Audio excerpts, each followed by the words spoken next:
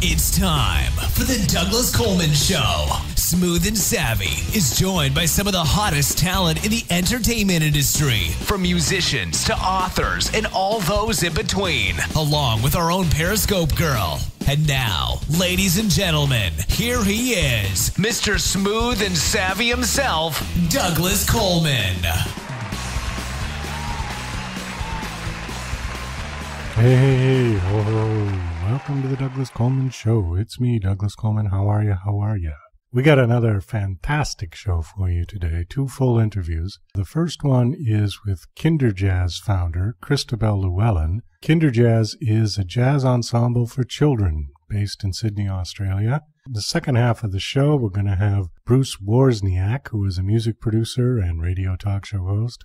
Before we start, though, I have a couple of announcements to make. Don't forget to follow the Dusty Cover Show. You will be automatically entered to win a $20 Amazon gift card. So you've got to go to Spreaker.com. Spreaker is like speaker with an R. Spreaker.com/user/Dusty Cover Show. Click on follow and you will be automatically entered to win.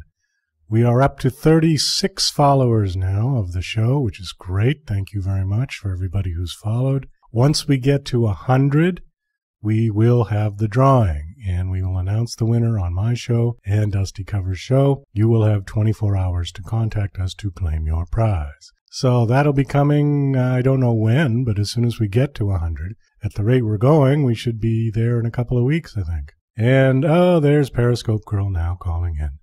Hello, Periscope Girl. Well, yo-ho-ho, Captain. Ahoy, brethren. This is Periscope Girl reporting from deep below in my submarine with my octopus, Jenny, who's been decorating the submarine with lots of baubles and Christmas trees and tinsel. We can barely move and see out of the periscope. Blah, blaster, blast my barnacles, and shiver me timbers. Whatever's possessed her, she's been watching periscopes from around the world to see how other people have been celebrating Christmas. They've been going to Christmas markets and making cookies and decorations and dressing up in all sorts of ridiculous outfits, not proper pirate costumes like I wears. So then, if you want to see how other folk are sharing their Christmas, then just log on to Periscope. It's free to sign up with Twitter, and don't forget to follow me and my pet octopus, JY Paradox Child. Rawr, rawr. Over and out. Okay, Periscope Girl, thank you very much for that lovely report. I'm glad you and Jenny are well, and getting the Christmas decorations up in the submarine, I suspect. Anyways, we will be right back with Christobel Llewellyn after these commercial messages.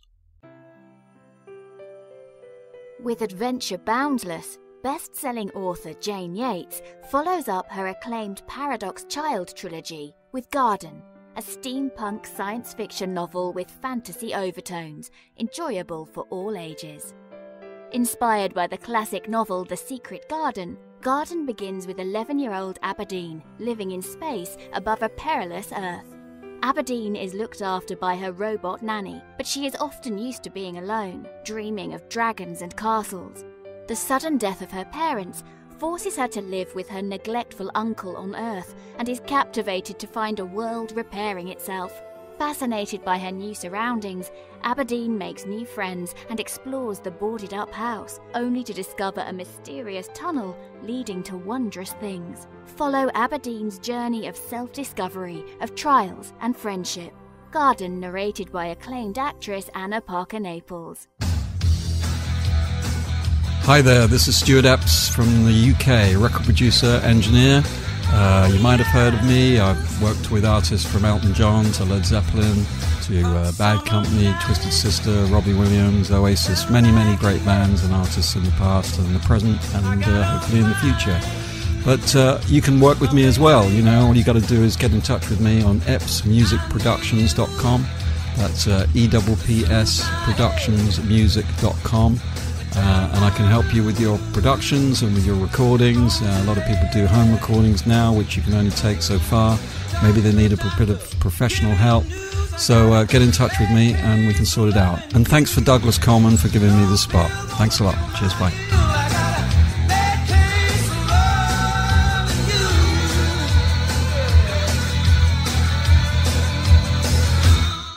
Okay, with me today is Christobel Llewellyn, who is the founder of Kinderjazz. Kinderjazz is a 12-piece, fully acoustic swing orchestra featuring some of the best musicians in Australia. They have opened Manly Jazz Festival in 1998, and since then have performed at the Sydney Opera House, Darling Harbour, the Teddy Bears Picnic at Parramatta Stadium to more than 10,000 families. Carols in the Domain 2000 on Channel 7, Stadium Australia, and many major venues around Australia. Please welcome Christobel Llewellyn. Hello, Christobel. How are you? Hi. Hello. Thank you for having me. Oh, you're most welcome. When I read this bio, I was really interested in having you on the show because it sounds like a real interesting thing you're doing. Can you just give us a little background on the project, how it got started, and exactly what you're doing? I think it really started because when we had our first child, Stephanie, we wanted to take her to live music. Both of us are professional musicians, so it was a natural inclination. And we booked a live show, a children's show. We literally couldn't keep her in the room. She kept putting her hands over her ears and wanting to get out. And it wasn't live at all. It was fluffy character. You couldn't even see her face. It was miming to backing tape. Oh. There was no music really to speak of. I always think of music as fun and rich, something with melody, harmony, something that you can really enjoy. Right. This wasn't enjoying. She wasn't enjoying this at all, and we thought, well, we'll look for something else. But there really wasn't any real music in the children's era, and I kept questioning, since television, we've labeled a thing called children's music. There shouldn't be children's music. There should be music. It's good or bad. Right. And there are so many hundreds of genres. We should introduce our children to things that we like, not the other way around. We shouldn't be marketed something from a TV show that's we're told to get our children to listen to. Should be listening to all sorts of different music. Oh, well, I agree. And I think traditionally music has been handed down from the generations, although absolutely, I interview a lot of musicians on my show, and a lot of them will say, well, when I was a kid, I always listened to what my dad was listening to or what my mother was listening to, and then that sort of stuck in their head, and then they went and listened to their own stuff. And when they started writing, it all sort of went into the creative blender in their head. And it came out with their music came out with a lot of different influences. I know for myself, I listened to lots of jazz when I was a little kid because that's what my mother listened to. And then as I grew up, things like the Beatles and Elton John and, through the late 60s and 70s. All the good stuff. All the good stuff when I was a kid. And so that kind of inspired my music, because I know I get comments sometimes from people that are critiquing my music that'll say, wow, it has a certain jazz flavor about it, even though it's primarily sort of classic rock. Yes. So, I think that's it's so great. Interesting. Yeah. Well, it's also interesting when you said children's music that, I think people initially think of A, B, C, D, E, F, G, or something like that. Barney, right. Yeah. Or, just something very, very simple. London Bridge is falling down.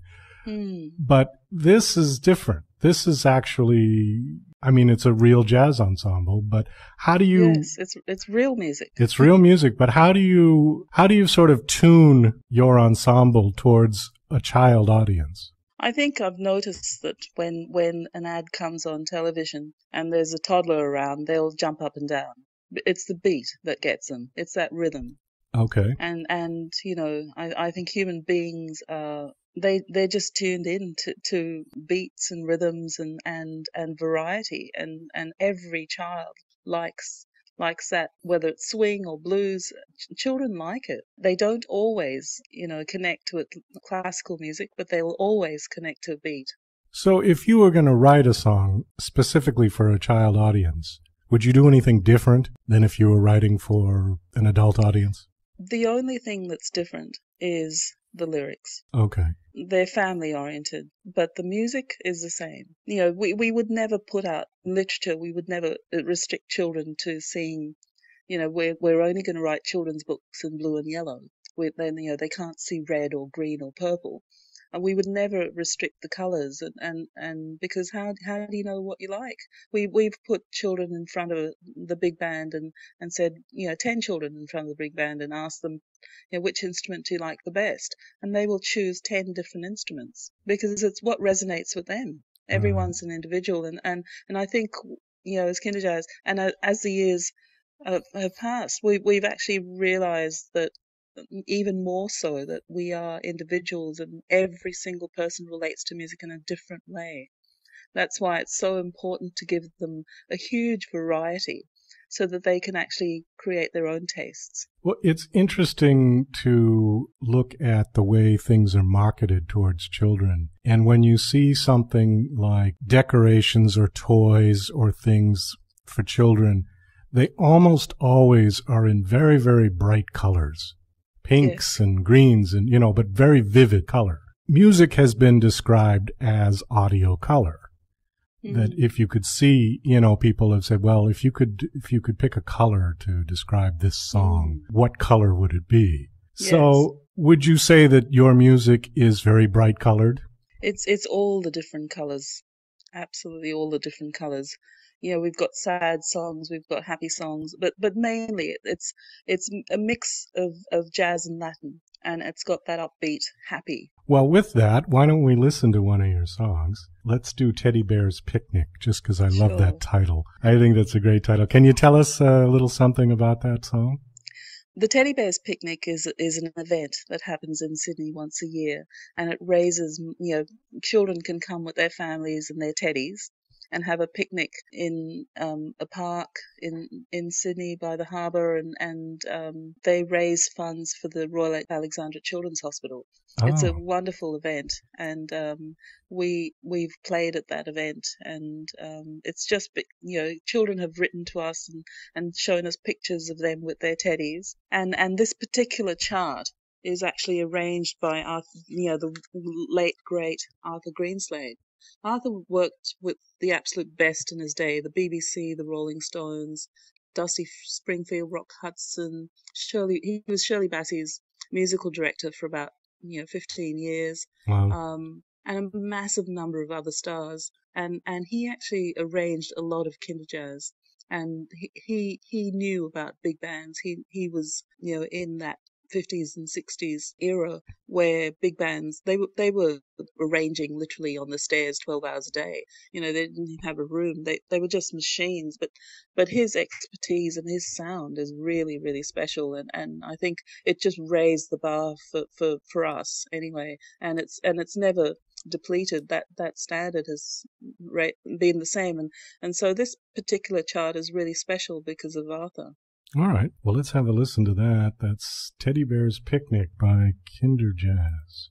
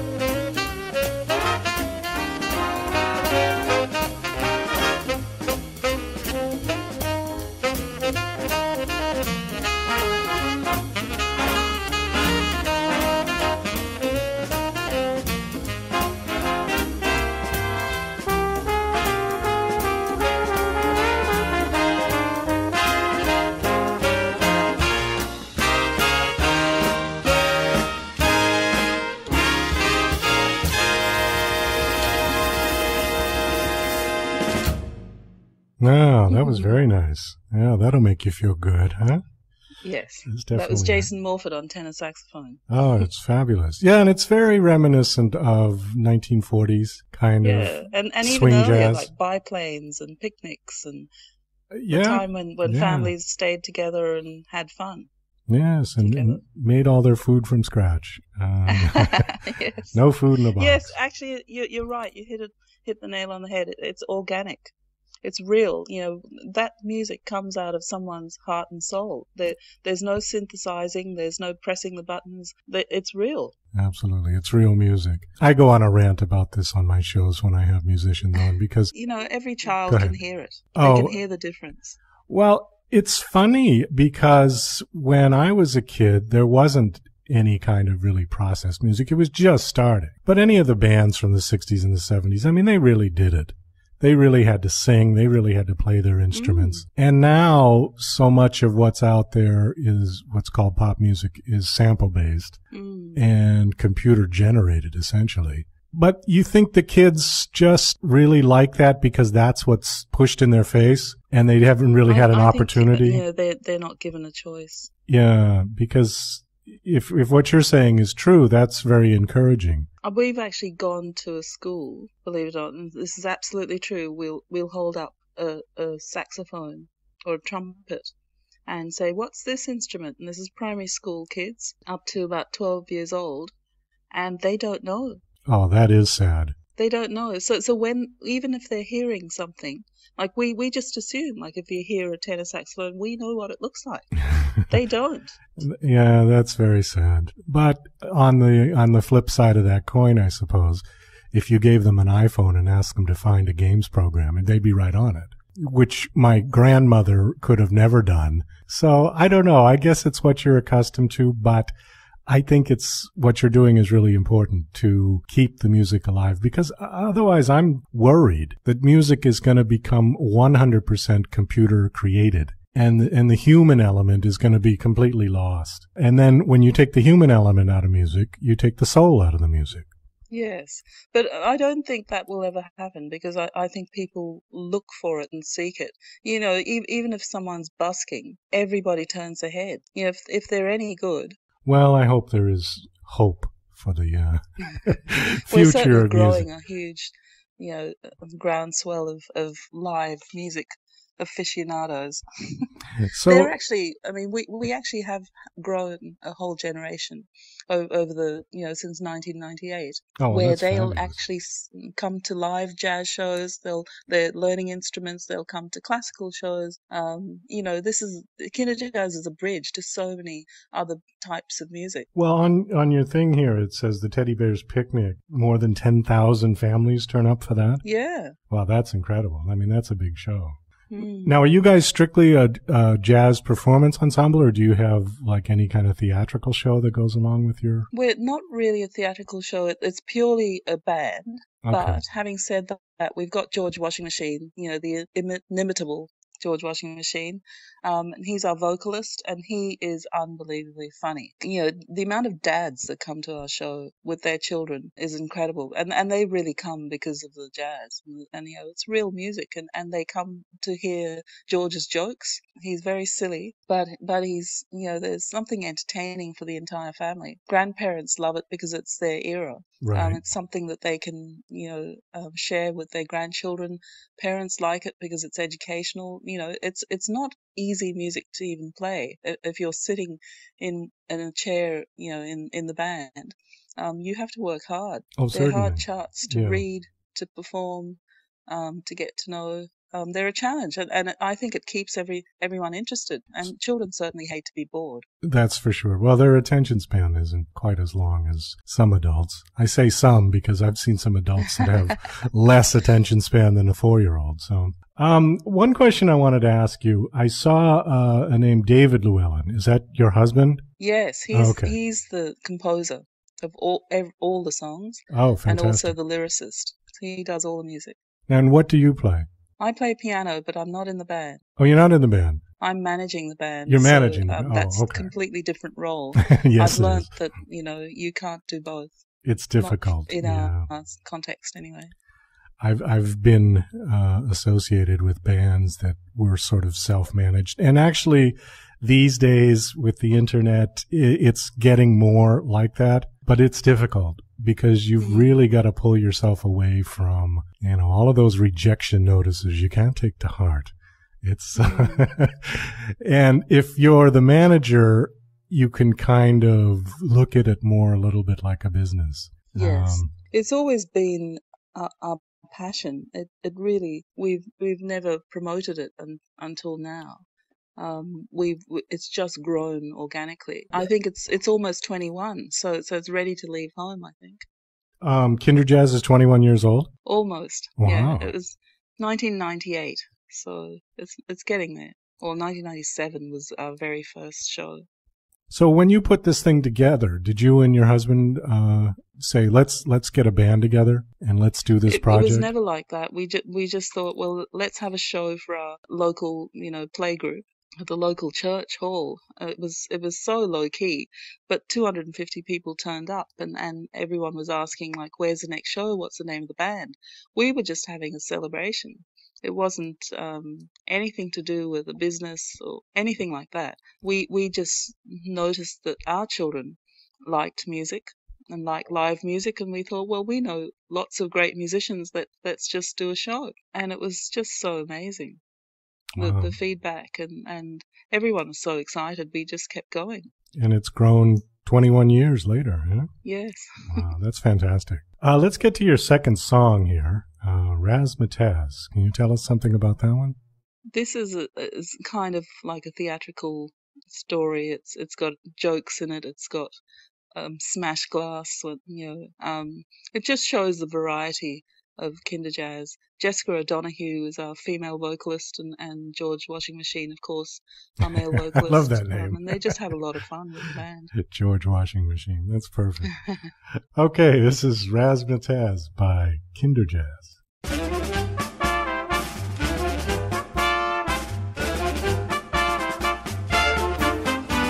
It's time to get together and have a lot of fun. It's really now or never to listen to the drum. So don't worry about the weather. Yes, 5, 4, 3, 2, 1. When Kinderjazz is playing, your worries fade away. I say, my wife went to the Himalayas to look for the abominable snowman. Kathmandu? Oh no, it has to be an abominable snowman. Oh, did she find anything? Not Yeti!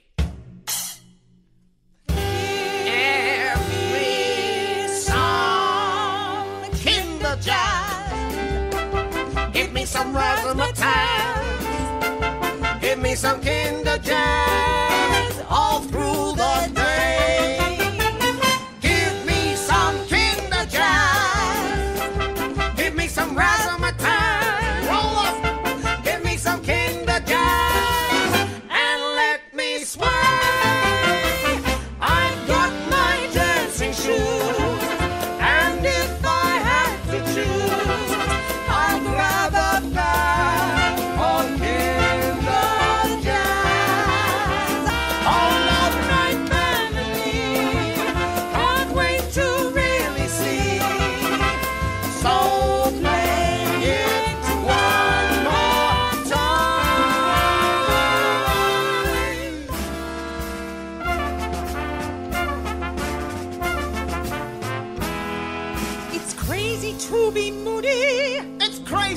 Sad. It's crazy to be broody. It's crazy to be mad. My friend Professor Rudy says, hang on just a tad. When Kinderjazz is playing, your worries fade away. I say, my wife went to Jamaica. Jamaica? No, she went of her own accord. Give me some Kinderjazz. Give me some razzmatazz. Give me some Kinderjazz all through the day. Give me some Kinderjazz. Give me some razzmatazz. Give me some Kinderjazz and let me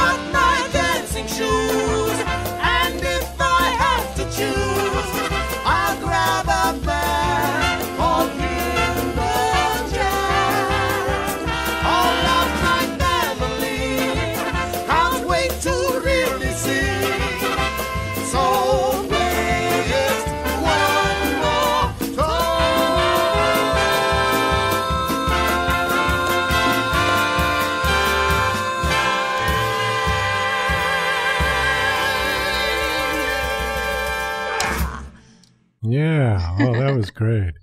You know, the first one, Teddy Bear's Picnic, I thought it was like 1930s, 1940s, somewhere in there. This one went back to the days of vaudeville. Yes. That's what this one sounds vaudeville, like. Yes. Yeah. Actually, David's grandparents were vaudeville entertainers, and you can see that coming in. You were mentioning how it all melts together and comes out in different ways, but it goes way back. Oh yeah, that has a definite. I could see straw hats and canes and striped. Can you imagine this band live? Oh, it'd be fabulous. Yeah, absolutely. Well, speaking of which, where are you guys performing now, or where's your next We're actually performing on New Year's Eve in the Botanical Gardens, which is right on the harbour in Sydney. That's for the Lord Mayor's picnic. The Lord Mayor puts on a picnic for 1,000 disabled kids and their families. Oh, that's great. And it's pretty much, booked out January the 1st. So that's on next year.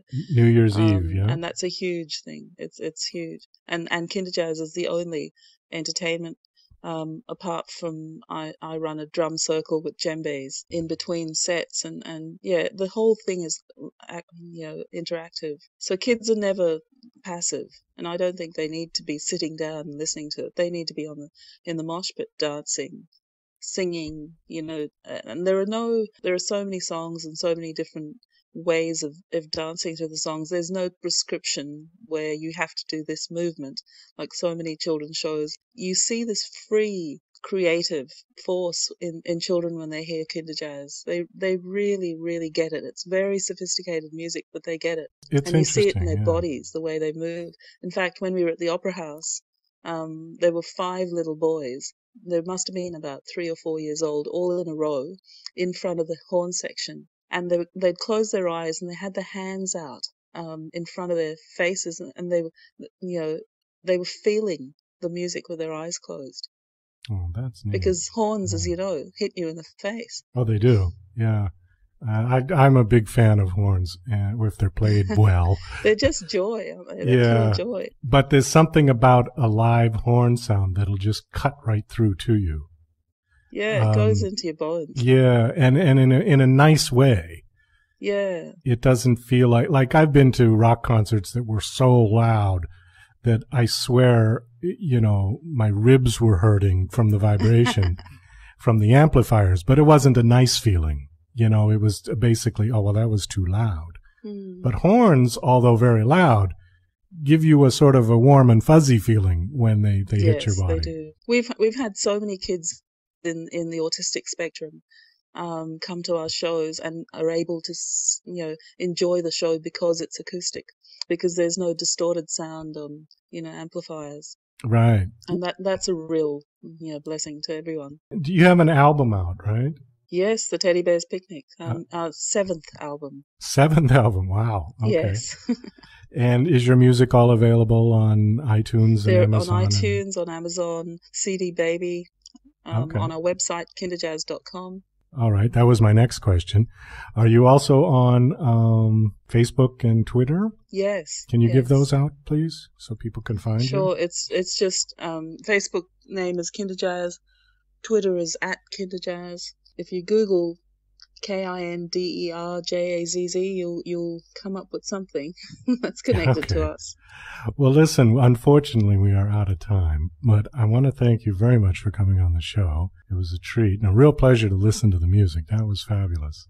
Thank you so much for having us. It was a pleasure for me, too. Oh, you're very welcome. And now...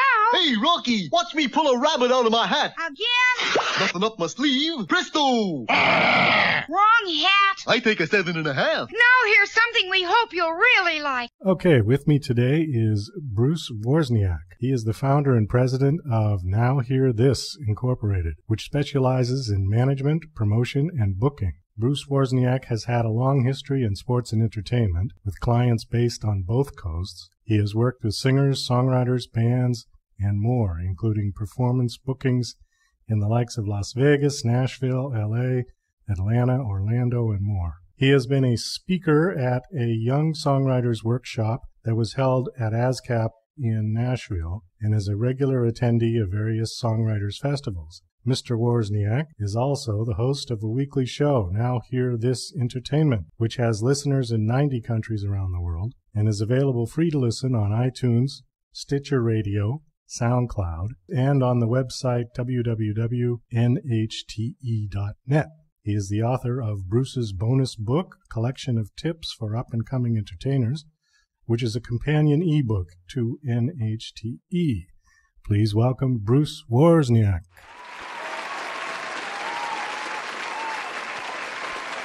Hello, Bruce. How are you?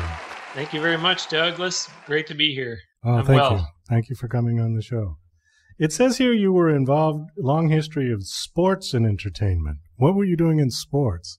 In sports, I did public relations for a National Hockey League team, then for the league office for North America's premier pro indoor lacrosse league, and then lastly was serving as the director of communications for the world governing body for the sport of softball. So that took me to 2 different Summer Olympics. Oh, wow. I went to 17 different countries over this course of 10 and a half years.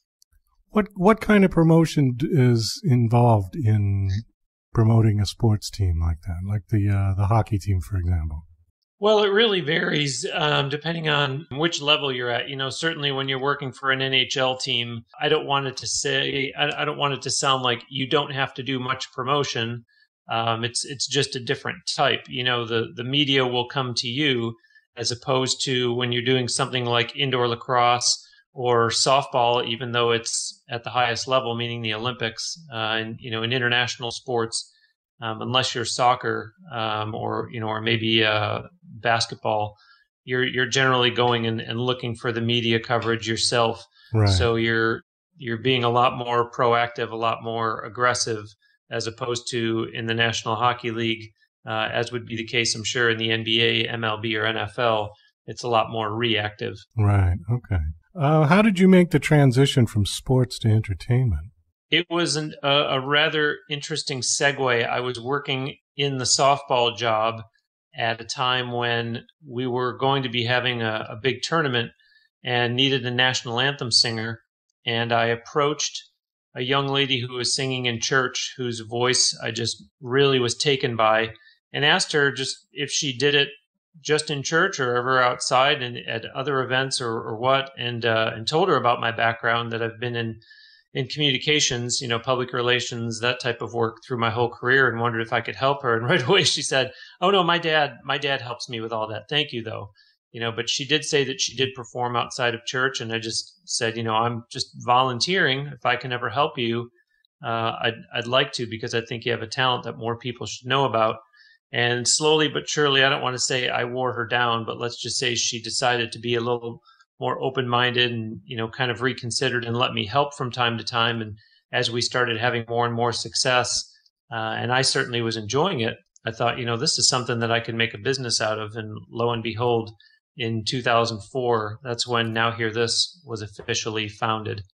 Okay, so that was my next question, actually, was how long have you guys been around? So 11, almost 12 years now. Correct. Tell me just a little bit about the company itself, what you offer to artists, singer-songwriters, bands.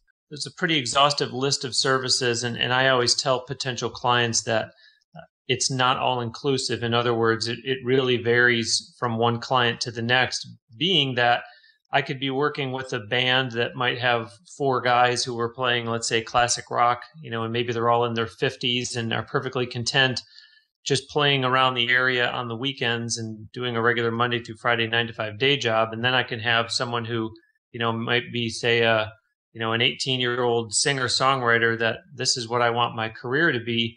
And, you know, they're doing original music. They want to record music and be promoted as an artist. So, you know, in that case, there's going to be a whole lot different tasks that are going to be performed, because that person there it's not even so much about their age, Douglas, as it is the fact that, you know, they really need someone to help build a story for them and build their brand and get them a presence and, you know, implement things that will get them busy so that people that you want to take notice will take notice and will say, okay, this person's been written about. They're doing some recording. They're out performing, as opposed to book this person because they're good, which is just a matter of opinion. And, that's not going to get you real far. Well, let me go back to the 18-year-old, because once upon a time I was there. I'm a musician, singer-songwriter, who's now in his 50s. And I started out at 18 years old. I'm originally from Boston, and I moved to New York City with stars in my eyes and the dream of being the next Elton John or Billy Joel because I was a piano player.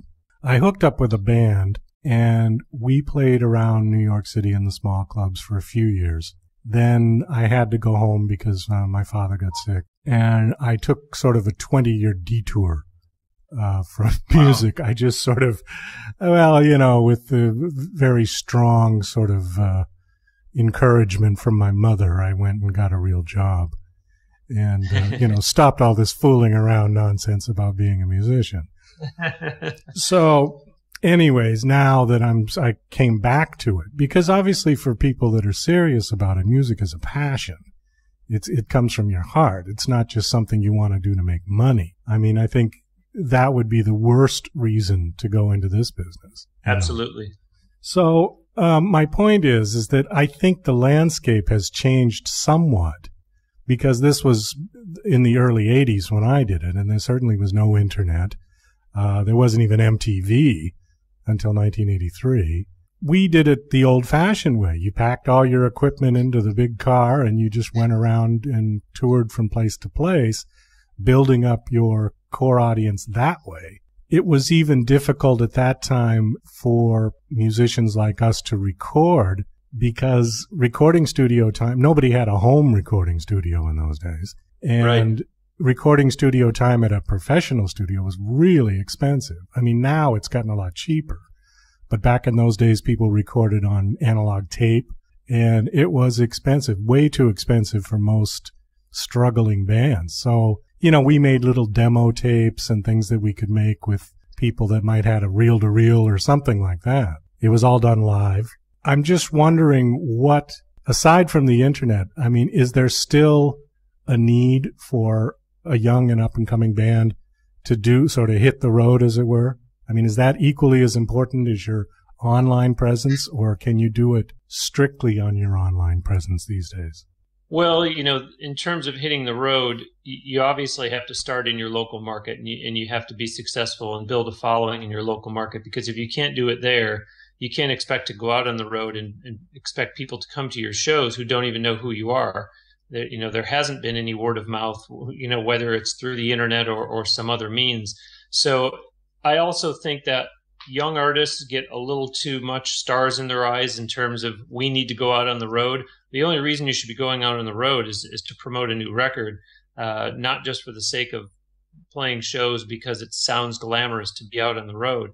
So, there's a benefit to it, but it's different strokes for different folks. If you're a cover band that, let's say, plays local here in the Tampa Bay area, well, there's no reason for you to go on the road, because if you want to go up to Atlanta, or you want to go up to Memphis or Virginia or wherever, they've got more than enough cover bands there. So they're not going to hire somebody from Tampa just because, again, to get back to that, because we're good, we've been doing this for X amount of years. Well, that doesn't matter. I'm not going to pay you more to come all the way to my city when I can get someone local.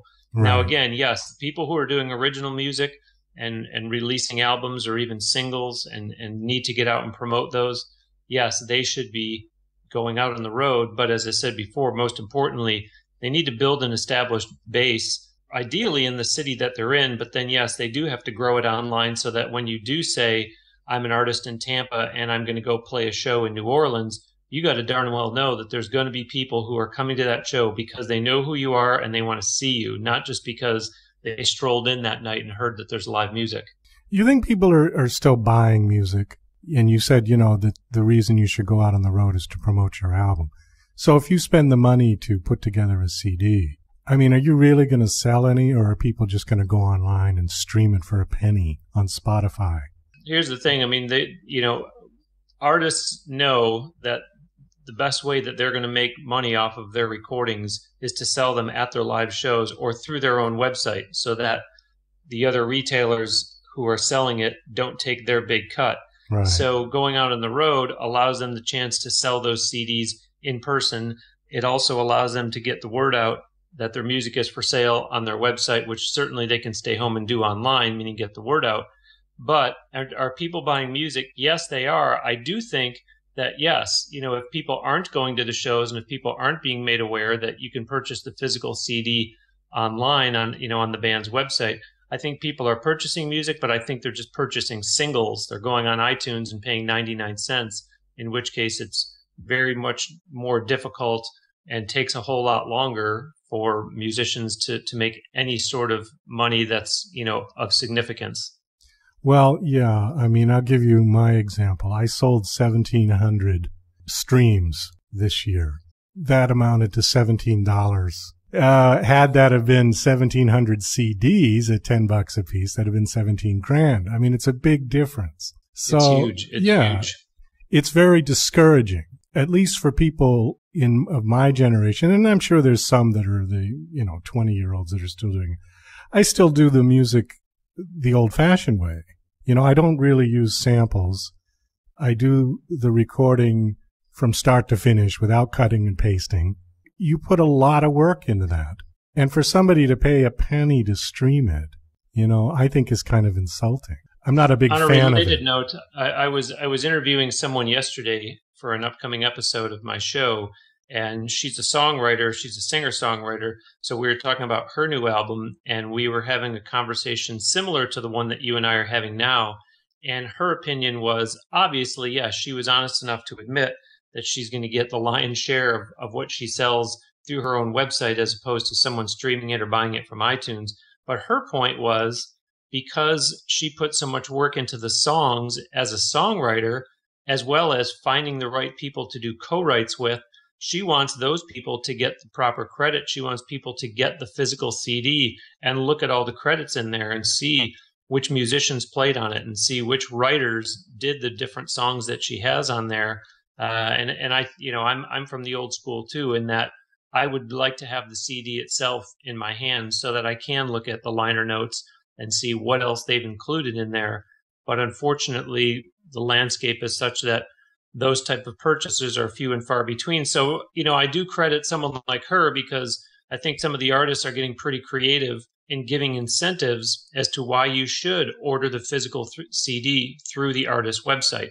And in her case, it was purchase a physical CD this month through my website, and I will give you a free download of one of my Christmas songs. So that's a little unique. And those are the type of incentives that you have to have in 2015 to be able to stand a chance of people buying physical units instead of just streaming on Spotify or buying a 99-cent download. Well, even a 99-cent download would have been better because that would have been, $1,700 for me. Yeah. Well, maybe a little less than that because I think once they take a depending cut. on who you went through. Yeah. But point well taken. It's just, I just don't like that. And I'm glad that Taylor Swift, didn't she pull all her music off Spotify? She did, yes. Yeah, I was really proud of her for doing that. I don't know. I'm just not a fan of the streaming thing. I mean, let's face it. I've got my music out there simply because maybe somebody will hear it. It irks me every time I see a penny come through.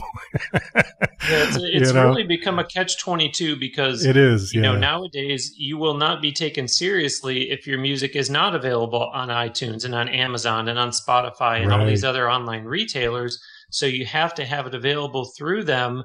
But at the same time, that this is what you're up against. So you're really kind of caught between a rock and a hard place. And at the same time, I do see musicians there was somebody that I had on my show where he was giving away, I want to say it was up to as many as 6 free songs to build up his Twitter following. And he's extremely active on Twitter. When you're giving away that many, I do think at some point it starts to kind of cheapen the product a little bit. And, I think the argument is made by some of these people that it's exactly what you just said, Douglas, which is, well, I want to get my music out there because from there, you never know what might happen with it. You never know who might come across it and what that might lead to. Well, right. I mean, it's more exposure. You don't want to deny yourself more exposure, but at the same time, I think artists are really selling themselves short for a penny. Because even the best, my most favorite albums from when I was growing up as a kid, I don't know that I ever played a single song 100 times. I mean, maybe there's a couple. It would take that many streams just to get one download. I don't know. Just not a big fan of the idea. But, you know, like you said, it is a catch-22. You have to do it. The other thing that happens is these artists get so consumed by where else can I get my music? I do want someone to find it. Am I on all the right sites? Is they spend too much time working on that aspect instead of working on their music, instead of rehearsing for their live shows. And that's one of the benefits that I always tell them that I bring to the table is, look, let me work on getting distribution for your music. Let me help you with booking you to perform somewhere. If you hear something on the radio, let me look into it for you. If you find something online, I'll check it out. If you have a friend that has a tip about some opportunity, let me check into it for you. But they get so bogged down with all these things that they really don't need to be. It's kind of you specialize in what you do and I'll specialize in what we do, and let's work together to make you successful and get more people to hear about you and tell this story, as opposed to you spending so much time on Twitter or you spending so much time looking for sites that might put your song up there, but does that site even really get any traffic that makes it worth the time that you invested to get your music on there for anyone to potentially hear it? Well, right. I mean, Spotify and iTunes obviously are big sites. Whether anybody finds you on there, you've got to work pretty hard to get on the front page. But, absolutely. You know, if you can get on the front page, then I think that would guarantee you a good deal of traffic and attention. How many bands do you have under your wing? As strange as it sounds, that's always not the easiest question for me to answer, because some of them have varying levels of involvement with me. There's some people that I will very actively promote that are clients who have me on a monthly retainer to do everything from soup to nuts from them. There's others that are in my network, but I'm being more reactive for them than proactive. I'll give you an example. There's a restaurant in town that knows that I book music, and they ask me, can I get them someone for New Year's Eve? If the people that I am actively promoting aren't available or aren't a good fit for that, that's when I'm going to dip into, okay, well, I do know that I have relationships with these others that I have booked before, that this is when I can call upon them and say, are you available? And if so, I will go ahead and make that booking for them. Now, does your company, Now Hear This Entertainment, are you a traditional band manager in the sense that you work on commission, or are you paid a fee from your artists for your promotion and booking services? Yeah, I found out the hard way, unfortunately, that it just is not worth it financially to work on a straight commission basis only. And the reason for that is somebody might say, well, the emphasis for me right now is on getting me booked. I need to be performing. And you can spend 3 hours sending emails, making telephone calls, that type of thing. And if at the end of it, you ended up getting one booking and it doesn't pay well, and you're taking they say the industry standard is anywhere from 10 to 20%. So even on the high end, if you take 20% and the band is only getting $200, I shouldn't even say band, because no band should be playing for $200. If it's a solo act and you booked them for $200 and you just made $40 over 3 hours, so it's just not worth it. And that's just the way that I choose to run Now Hear This. I know, as you said, that most traditional companies will say, well, we're just going to do a percentage basis. But the fact of the matter is, if they're a booking agency, that's all they're doing, is they're just booking. They're not looking after your website, your social media. They're not helping you with photo shoots. That I will do everything from evaluate and help with someone's stage presence, their stage show. I'll if it's applicable and they need to sign up with a performance rights organization, I'll do that. If they're doing original music, I'll get the copyright secured for their original music. I make sure that they have sufficient video, both quality and quantity wise.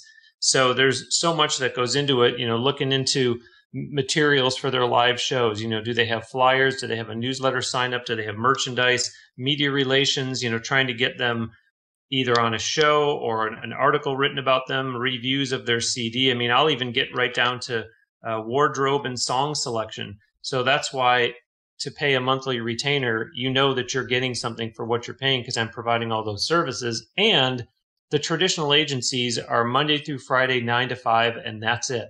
And when I book someone, I try to be on site at as many of the bookings as I can, because it's also a courtesy to that venue, which is, then in a sense, a quote unquote client, because now they want to know that I can count on Bruce Wawrzyniak. I can do business with Now Hear This. Whoever they send is usually good, that type of thing.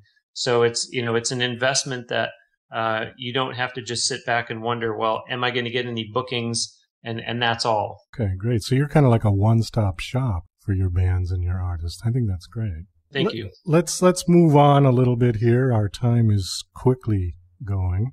You have a radio show. It says a weekly radio show, Now Hear This Entertainment, which has listeners in 90 countries around the world. What is your radio show about?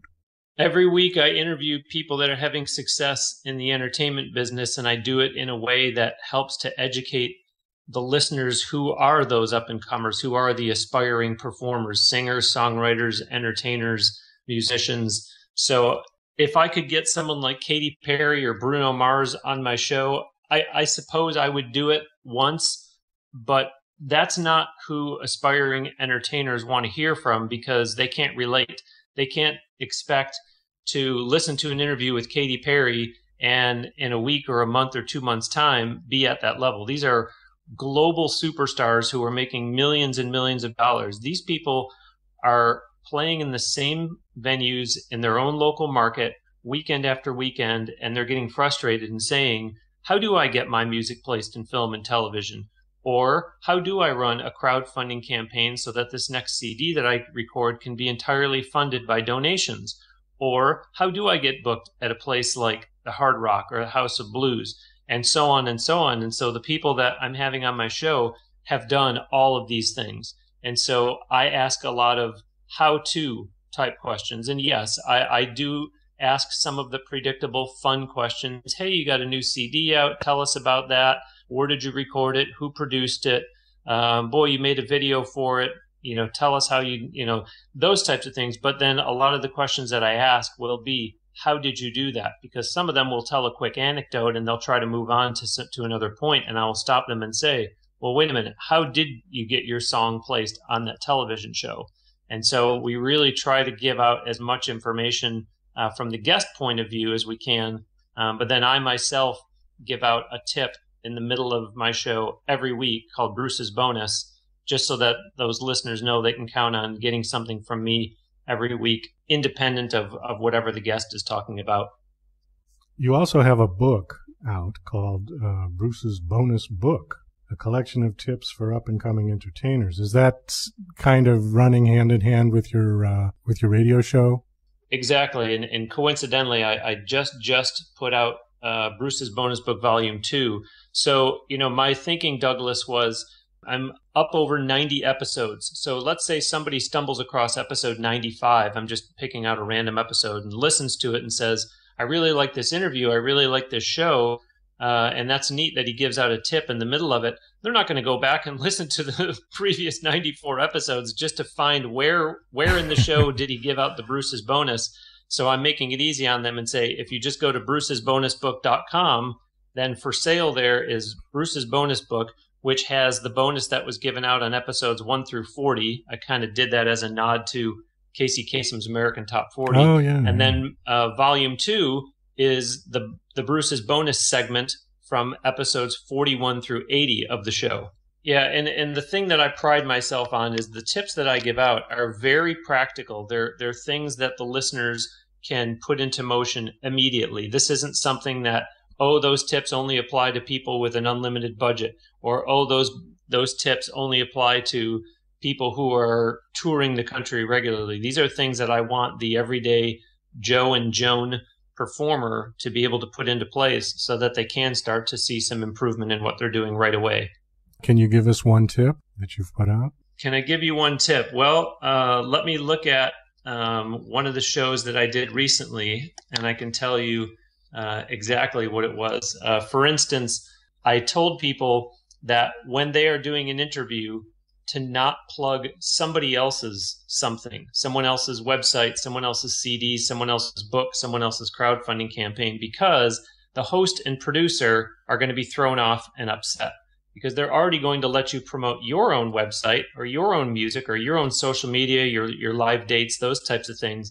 And nobody likes surprises, Douglas, so if you all of a sudden are getting interviewed on someone's show and you take the liberty of starting to throw out plugs for somebody else, that's really not proper protocol, and it's not good etiquette and you certainly will not get asked back for another interview. Oh, well, thank you. I appreciate that one because, I'll tell you the story after. But anyways, we are out of time, and I just want to thank you for coming on the show. If you want to find information on Bruce Wawrzyniak and his company, please go to his website, www.nhte.net, which stands for Now Hear This Entertainment. So any of you aspiring bands and artists and songwriters, look him up and see, and maybe he'll be a fit for your needs to help get you on the ground and get you going. So, Bruce, thank you once again for being on the show. I enjoyed the conversation. My pleasure, Douglas. Thank you so much. Okay. Well, that's about all the time we've got for the show today. I want to thank my special guests, Christobel Llewellyn of Kinderjazz and Bruce Wawrzyniak of Now Hear This Entertainment. This is Douglas Coleman saying goodbye. To the